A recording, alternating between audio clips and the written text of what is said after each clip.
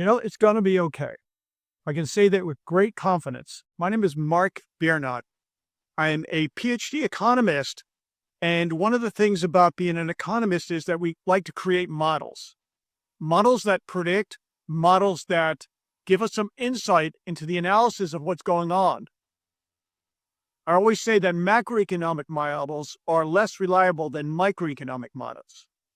However, one thing I can say as a generalization about the models are there's always exogenous variables, wildcards, unpredictable events, which you can't anticipate. In relation to Russia specifically, the biggest wildcard is the weather. For example, everybody's focusing on the front lines, and, my hearts really go out to the defenders. Well, all of humanity. There's nothing I can do about that. But one thing I can comment on is models and the weather. For example, the ECMWF Copernicus model is predicting Copernic in Polish, Nikolai, is predicting a pretty warm winter, at least for Europe. And the impact for that is significant. A 1% increase in the temperature results in a significant decrease in revenues of the Russian, foreign financing and ministry. So whatever, Orban and the orange guy do in their, Brofest, it doesn't matter. It's pennies. You can't control these large, unpredictable events. It does matter what they do, but it's not as significant. The orange guy thinks he's creating deals and improving the U.S. economy. If that's true, how come the trade deficit is increasing despite its tariffs? How come the financial deficit is increasing despite the tariffs? How come the debt is increasing despite the tariffs? How come the job market is starting to weaken? The only thing propping it up is this AI speculation. I don't know which way it will go. So my point is, you can't micromanage economics in the way you think. Cutting a little bit of deals or, sell gas here, sell gas there, a little bit, shake hands. It's not the same idea as taking the high road and doing the right thing. That will always lead to a higher trajectory of prosperity.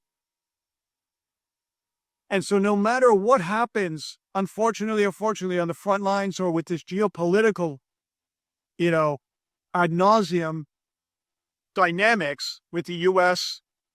and Hungary and Russia, there are bigger forces like nature at play. 1% increase of a temperature. That, for example, will decrease Europe's supply or need for supply so significantly that could be the marginal effect. It's the greatest sanction on earth, the weather.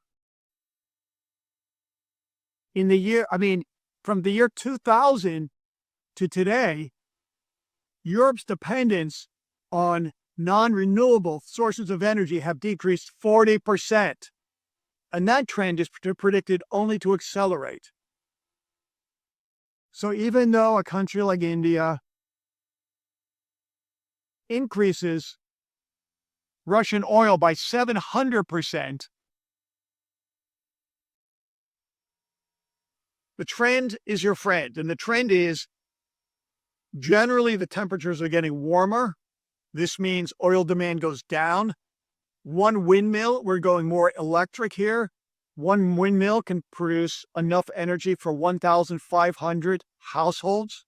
Even me, I don't use, I'm in Poland. I keep the windows open and shut the heat off at night, even in the winter. Call me rustic or whatever. I'm a man of the world. I travel around the world. I'm a PhD. I do pretty good for myself. But it's good to have this fresh air coming in, right? We know CO2 levels are shooting through the roof, and when you're in an apartment closed in. So my point being, The news will scare you like we just absolutely have to have this oil and gas. Hungary says they have to have it. They're landlocked.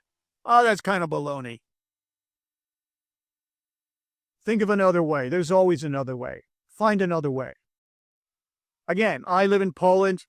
In the winter, dead of winter, I actually don't run the heat at night.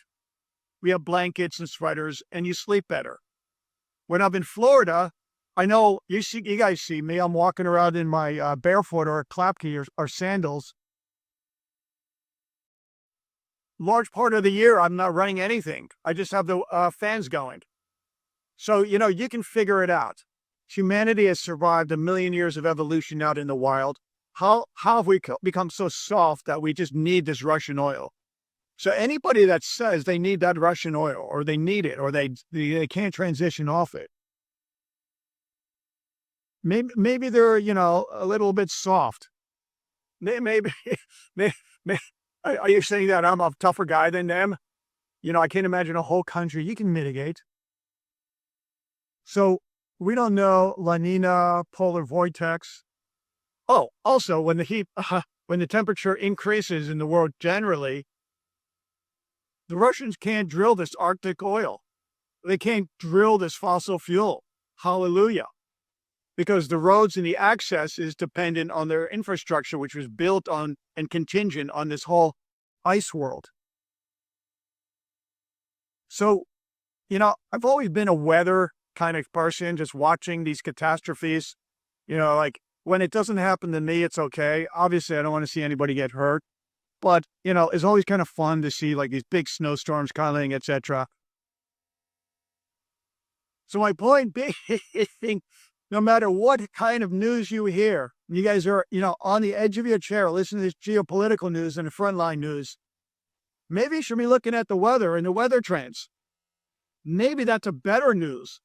If it goes up like 1%, I don't quote me because I haven't run the models. I've got it here, but I don't want to just recite and regurgitate numbers.